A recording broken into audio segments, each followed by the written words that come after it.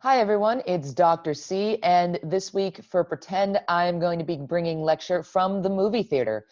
For today's lecture, I want to focus on depictions of witches in television and film, and look at some of the common themes in recent depictions of these characters. So what are some of the common themes I'll be talking about throughout this presentation?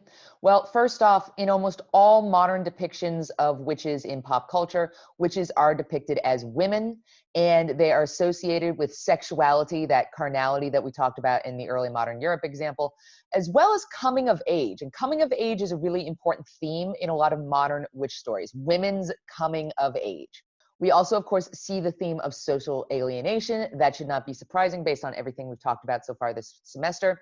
But also, we see the idea of women being empowered through that witchcraft. So one of the ways that they deal with social alienation is by utilizing witchcraft in order to solve social problems. So in some cases, that social alienation is what causes the witches to be set apart. But in many cases, the witches are already set apart, and it's their use of magic that allows them to become empowered and overcome that social alienation, especially in those coming of age situations. There's also a heavy emphasis on family ties, and almost all of the examples that I will talk about have some conception of the family tied into it, such that witches are associated with family in a way that in other cultures and in previous experiences, they've been associated with social alienation. And then, of course, witches in American pop culture use all of those symbols that have become highly associated with witches. And so of the three groups we're going to talk about this semester, witches, werewolves, and vampires, witches are the ones that have the most concrete set of symbols that we'll see again and again in films associated with them. And so those are the broomstick, the hat, black cats, candles, smoke, and of course lots of magical religious imagery, crucifixes, crosses, other religious symbols, etc. So let's talk about some of these films. Of course, where else can we begin but The Wizard of Oz? This is based off of a 1900 novel, and the film comes in 1939, so that's why it's the beginning of our discussion. It is literally one of the earliest films, period. And it really was originally written as a commentary on social things that were going on and debates having to do with economics. That's not what's relevant for us. What's relevant for us is that The Wizard of Oz sets the standard symbolically for what witches should look like on film, right? They should either be incredibly beautiful, like Glenda the Good Witch, or they should be incredibly hideous, like the evil Wicked Witch of the West. And they behave in certain ways, they dress in certain ways. So the cackling and the monkeys and the broom and the pointy hat, all of these are set in standard by The Wizard of Oz. Also, remember, it includes that Glenda character, which makes no sense because you can't have a good witch. All witches are bad by definition. So The Wizard of Oz, even though it doesn't actually have a really good conception of witches, although, again, the weather magic is there, there are a few other things that make sense, even though it doesn't really make a ton of sense, it still sets the standard, and that's why it's so important when we talk about witches in pop culture.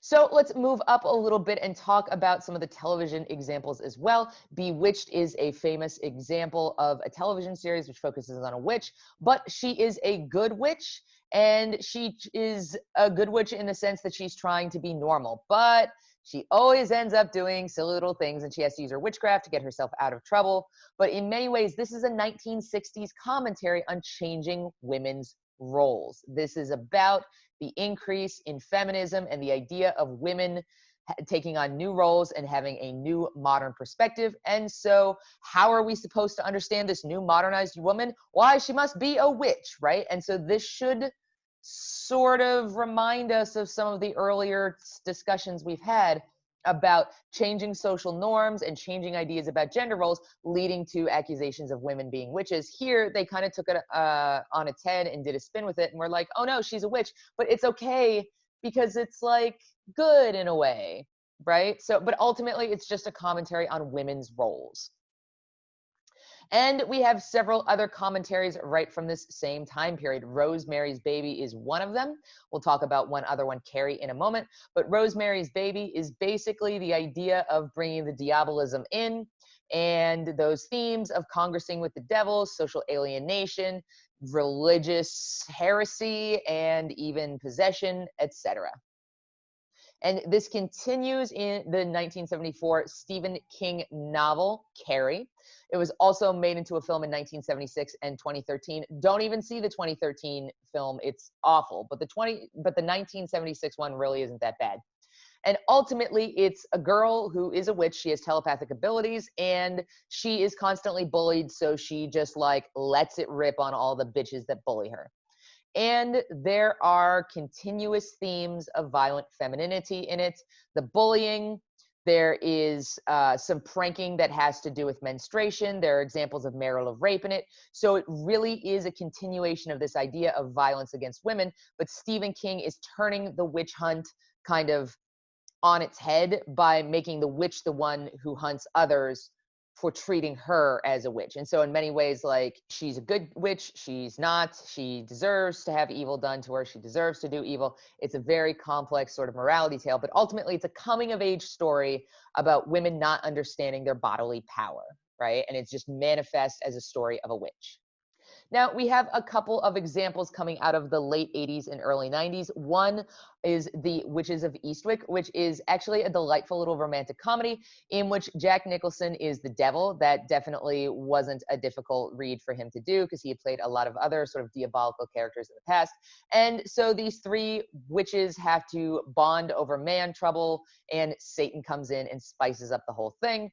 And ultimately, it is a women taking power back from men sort of story, but it's mostly about female bonding and sisterhood and women coming together to combat men's shit, right? So that's sort of both coming of age and also that women's cooperativeness, empowerment through magic, etc. And then we have the other side of the coin where the witches are evil. And this is based off of a Roald Dahl novel. It's called The Witches. It comes out in 1990. The delicious Angelica Houston is an evil witch. So she is beautiful during the daytime and she eats children in order to maintain her beauty. And so she is actually a hideous and ugly creature. This is actually very similar to some of the like Penanggalan and like Strix type characters.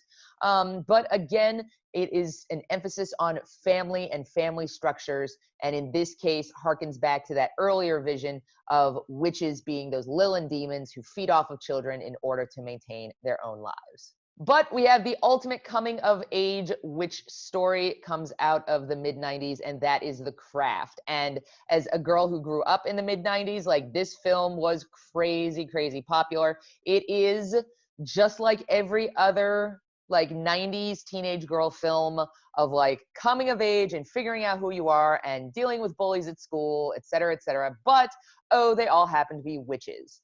And again, much like Carrie, there's a focus on women's alienation, bullying, peer pressure, disconnect from women's bodies, or like misunderstandings about puberty or growing up, sexuality, etc., and the anxieties that come with that. And around the same time, we also have Sabrina the Teenage Witch. So this is kind of the opposite of The Craft. If The Craft is the dark, peer pressure view of magic for young women's coming of age, Sabrina the Teenage Witch is, oh, like the women's coming of age, but it actually turns out it's really popular and positive and cheerful and happy.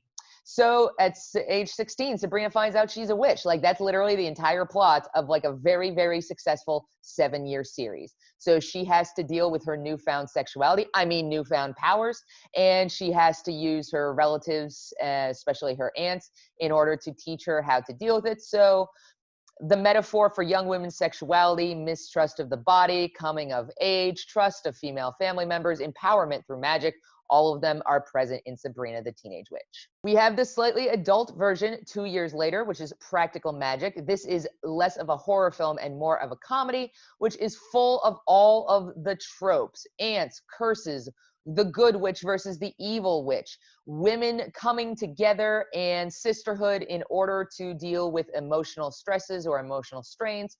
So ultimately, Practical Magic just continues on this idea of women as witches, trying to find some kind of familial identity, trying to deal with social ostracization, trying to be empowered through magic.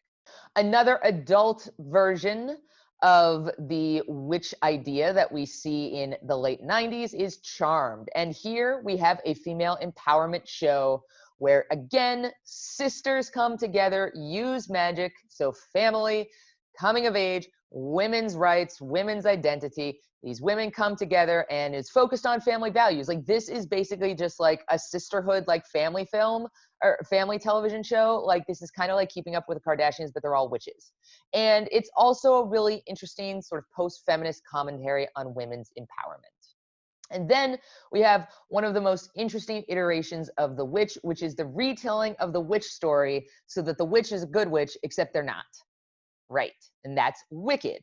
So the purpose of Wicked is to tell you the untold story of the Wizard of Oz. So now we're back to where we began. It's a 1995 book, so right in that heyday of witches, right? And so in many ways, when it first came out as a book, it had certain, it fit within a certain discussion that was going on about women's empowerment and women's identity and witchcraft as women's coming of age, etc. But when it comes out as a musical in 2003, it really takes a whole new slant, which is a lot more about like peer pressure and social bullying. And it becomes more and more popular as the 2000s wear on because it ends up being really more about those social tensions. It becomes less about coming of age and more about the social anxiety that our society continued to express throughout the 2000s. And the thing that's interesting is that the good witch in it, Glenda the Good Witch, is actually like a pretty awful person. And so it kind of takes the Wizard of Oz, which doesn't really understand the conception of the witch, and turns it into a more realistic depiction of witches, while still keeping all of that pop culture crap like the pointy hats and the brooms and the green and all of that. And so we kind of, other than Wicked, don't see a lot of witches in pop culture in the 2000s, right? The 2000s are really going to be the decades of the vampire to start, and then the zombie, and then the superhero. But we do see a return to the witch into 2020 with Mulan. And so the original, you're like, wait, there isn't a witch in Mulan. No, there wasn't a witch in the animated movie. But when they made the live action movie in 2020, they included a witch character, which, like, you guys read an article about it this week in section, but holy shit, did it not go over well. She isn't really a witch by Chinese conceptions, but she isn't a witch by American conceptions. So she's just this weird, like, magic user character. But really what it is that they're telling a coming of age story, and they wanted to turn Mulan into a witch. So like in the original animated feature, she's just like hardworking and brave and true. And in the new movie, she has magical powers. Oops. But they didn't want to just be like, oh, we've turned her into a witch. So they actually create a witch on the side. So they just turn Mulan's story into a witch coming of age story, and then they put an actual witch in it so you don't notice. That's essentially what happens. And so the witch character, again, though, represents social alienation, women's empowerment, family, etc., etc. All right, guys, I hope you've enjoyed this discussion of witches in pop culture. And remember, if you enjoyed this discussion enough that you wanted to see any of these films, all of these films are options for you to watch for your movie assignment. Thanks so much for listening to our discussion of witches in pop culture.